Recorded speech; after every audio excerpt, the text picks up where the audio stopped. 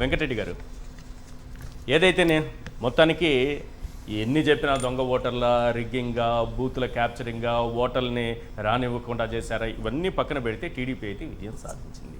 మీ పార్టీకి ఏమైనా నిరాశను మిగిల్చిందా?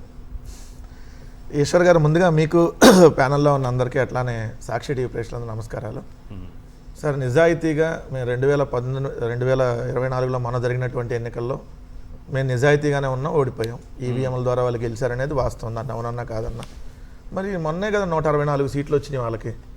164 సీట్లు వచ్చినప్పుడు కూడా పాపం ఇదే పులివెందుల్లో కానీ ఒంటిమిట్టలో కానీ మెజార్టీ రాలే వాళ్ళకి. ఇది 164 సీట్లతో అధికారంలోకి వచ్చినా కూడా ఇది ఈవీఎంల ద్వారా.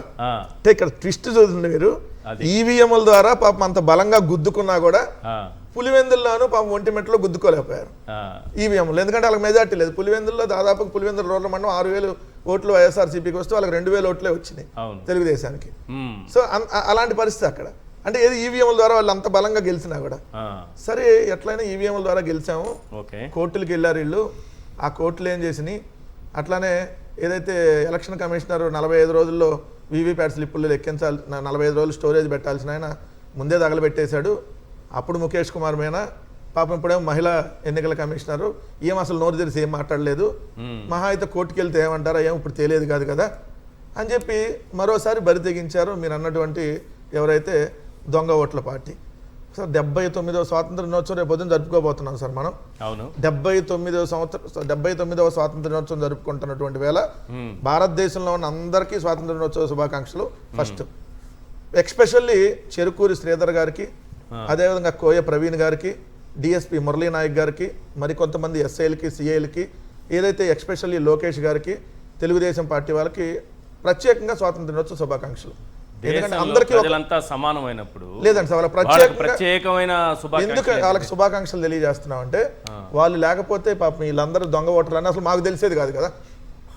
అందుకని స్వాతంత్రం వచ్చాక చెరుకూరు శ్రీధర్ గారు అర్ధరాత్రి పోస్ట్ పెట్టారు, తెల్లారి జగన్మోహన్ రెడ్డి గారు ప్రెస్ మీట్ పెట్టే సమయానికి పెట్టంగానే పోస్ట్ డిలీట్ చేశారు.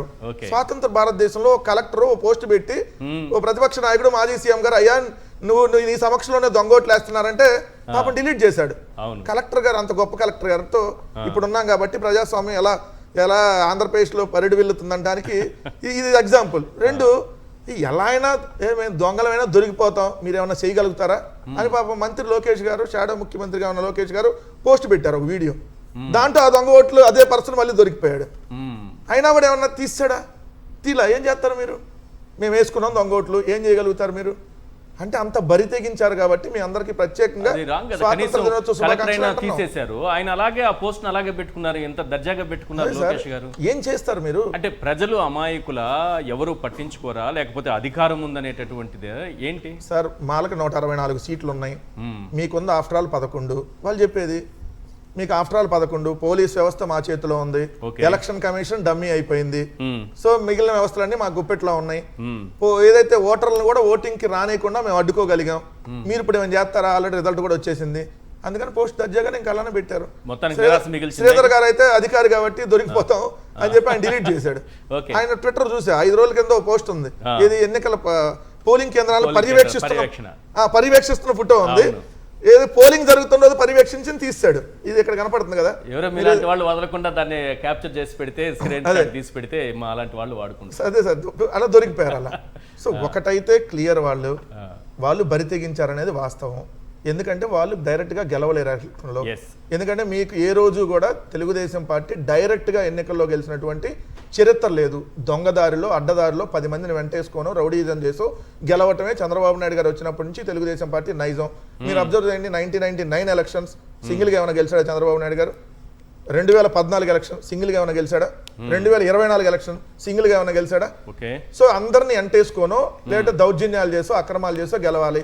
ఇదే ప్రజాస్వామ్యం అంటున్నారు కదా, ఇదే మాట మీరు చెప్పారు. ప్రజాస్వామ్యం వచ్చింది, ఇదే ప్రజాస్వామ్యం వచ్చింది, ఇలానే ప్రజాస్వామ్యంగా జరిగిందని అంటే రేపొద్దున ఇలానే మేము వచ్చిన తర్వాత చేసినప్పుడు కూడా ఇదే మాటకు కట్టుబడి సేమ్ ప్రజాస్వామ్యంగానే జరిగిందని ఒప్పుకుంటారు. ఒకవేళ అలానే జరిగితే మేము అలా చేయలేదు కాబట్టి కూడా మీరు బరి తెగించారు. మేము కుప్పంలో నిజంగా గెలవాలనుకుంటే ఒక్క వార్డు కూడా మీకు వచ్చేది కాదు కదా, ఒక్క ఎంపీటీసీ కూడా మీకు వచ్చేది కాదు కదా, ఒక్కడంటే ఒక సర్పంచ్ కూడా మీకు వచ్చేది కాదు కదా. మేము ఓట్లు స్వేచ్ఛగా కానీ మీరు వేయించగలిగాం. ప్రజాస్వామ్యయుతంగా గెలిచారా, ప్రజాస్వామ్యబద్ధంగా గెలిచారా, కుప్పంలో ఏం చేశారు అనేది పక్కన పెడితే ఆ గెలవడం అనేది ఇప్పుడు శాపంగా మారింది కదా. మీ పులివెందలు మేము తీసుకెళ్తామని తీసుకెళ్తున్నారు కదా. ఎక్కడ తీసుకెళ్తారు సార్? పులివెందులు అక్కడే ఉంటుంది, పులివెందుల ప్రజలు అక్కడే ఉంటారు, పులివెందుల ప్రజల మనసు అక్కడే ఉంటుంది. దొంగదారిలో మీరు గెలిచారు, కానీ మీకు సాటిస్ఫాక్షన్ లేదు. మీరు ఒకసారి అబ్జర్వ్ చేయండి, 164 సీట్లు వచ్చిన ఈరోజు కూటమి ప్రభుత్వంలో ఉన్నటువంటి నాయకుల మొహాల్లో ఒక్కరికన్నా ఏదైతే ఆనందం కనపడుతుందా? దొంగదారిలో గెలిస్తే ఎందుకు ఆనందం ఉంటుంది? నిజాయితీగా గెలిస్తే ఉన్న 4 రోజులు ఉన్నా కూడా సంతోషంగా ఉంటారు. సో అడ్డదారిలో గెలిస్తే ఏమొస్తుంది? సో ఏదో పైకి చెప్పుకోవడానికి మేము ఇది పులివెందులు గెలిచేసాం ఇట్లానే చెప్పుకున్నారు సార్ నంద్యాల ఎలక్షన్ అప్పుడు. ఏమైన తర్వాత ఇలానే మేము కడపలో వివేకానంద రెడ్డి గారిని ఓడించామని చెప్పి మొత్తం తొడలు కొట్టారు ఇదే బీటెక్ రవి నుంచి అందరూ. తర్వాత ఆ తొడ ఏమైంది? కందిపోయింది. అట్లానే ఇప్పటికీ కందిపోయే ఉంది. కొట్టిన తోడ కందిపోయే ఉంది, కానీ పోలేదు కదా. ఇదే స్ఫూర్తితో వచ్చే ఎన్నికల్లో జగన్మోహన్ రెడ్డి గారిని కూడా ఓడిస్తామని మంత్రి గారు అంటున్నారు. సవిత గారు విన్నారా? ముందు ఆ సవిత గారు సీట్ ఇస్తారో లేదో ముందు ఆమె చెక్ చేసుకోమని. ఎందుకు ఉన్న మంత్రి పదవి పేర్కొండా సీట్ ఇస్తారు లేదు ఆమె చెక్ చేయండి. ఆమె జగన్మోహన్ రెడ్డి గారి మీద వచ్చి సవాళ్ళు వేస్తటం అందరూ చూస్తే ఎట్లందంటే పులివెందుల్లో ఆడవాళ్ళ మీద దౌర్జన్యం చేసి ఆడవాళ్ళని ఏజెంట్లుగా ఉన్నటువంటి ఆడవాళ్ళని ఏదో అక్కడి నుంచి తరిమేసి వాళ్ళ మీదే దాడులు చేసి మేము తొడగొడుతున్నాం, మేము మగాళ్ళం, మేము హీరోలు అంటే అది హీరోయిజం అవుతుందా? ఇది ఆడవాళ్ళ మీద ప్రతాపం చూపించి వైఎస్ఆర్ కాంగ్రెస్ పార్టీ అభ్యర్థినే ఓటు వేయనీయకుండా చేసి వైఎస్ఆర్ కాంగ్రెస్ పార్టీ అభ్యర్థి ఓటు వేయాల అంటే ఓటు వేయనీయకుండా చేశారు నిర్బంధించి. మరి ఇది ప్రజాస్వామ్యం? ప్రజాస్వామ్యతంగా ఎన్నికలు జరిగిందంటారా? ఏది అభ్యర్థి ఓటు వేసే పరిస్థితి లేదు. ఇంకో అభ్యర్థి మీకు ఏదైతే సీరియల్ నెంబర్ 6 నాగిళ్ళ సాంబశివారెడ్డి ఆయన కూడా ఓటు వేసే పరిస్థితి లేకుండా ఆయన కూడా నిర్బంధించినటువంటి పరిస్థితి. ఆ రోజు మనకు డిబేట్ కూడా వచ్చాడు సాయంత్రం ఎలక్షన్ అయిపోయిన తర్వాత. అలానే మీరు చూస్తే ఇంకొక అభ్యర్థికి అయితే ఒకే ఓటు అంటే వాళ్ళ ఆవిడ కానీ వాళ్ళ పిల్లలు కానీ అసలు నేను వేయమని చెప్పి చేదరిచ్చారు అన్నట్టుగా చేశారు. కాకపోతే ఒకటైతే మాత్రం మేము చాలా ఆనందపడుతున్నాం సార్ ఒక విషయంలో. తెలుగుదేశం వాళ్ళు దొంగ ఓట్లు మాకు వేసినందుకు సంతోషం. ఎందుకంటే మాకు రావాల్సింది 11 వాళ్ళ స్క్రిప్ట్ ప్రకారం, వాళ్ళు ఇచ్చిన స్క్రిప్ట్ ప్రకారం 11. కాకపోతే ఈ తెలుగుదేశం వాళ్ళు ఎక్కువ మంది దొంగ ఓట్లు అయిపోయేటప్పటికి అరే పాపం ఒకటి కూడా పడుకోతే ఎవరు ఏరేమో 11 రాకపోతే జమ్మలమడుగు దొంగ ఓటర్లలో కూడా మీ అభిమానులు ఉన్నారేమో అని నాకు అనిపించింది. వాళ్ళు ఈ మనసు చంపుకొని లేదా ఎట్టి పరిస్థితులు అట్టేసే లేదు ఇట్టే వేద్దామని ఎలా స్క్రిప్ట్ రాసి దొరికిపోతారంటే మరీ 1, 2 వస్తే బాగుండదు కదా అని చెప్పి సరే మేము కొద్దిగా వేస్తామని చెప్పి వాళ్ళ స్క్రిప్ట్ ప్రకారం 11 కోట్లు దొరికాయి. మన 11 కోట్లు 12 అట్టపెట్లు 11 కోట్లు స్క్రిప్ట్ అట్ట రెడీ చేశారు. పులివెందుల్లో జగన్ గారికి ఇదిగోండి 11 ఓట్లే వచ్చినాయి.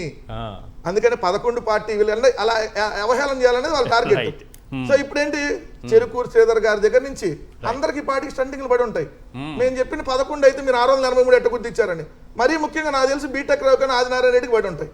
683 ఓట్లు ఎట్టేశారు మీరు వైఎస్ఆర్సీపీ వాళ్ళకి. కనీసం మీకు దిమాగ్ ఉండాలి కదా. 683 ఓట్లు అంటే చిన్న విషయమా? ఎందుకు వేశారని చెప్పి స్టంటింగ్లు పడి ఉంటాయి ఆల్రెడీ.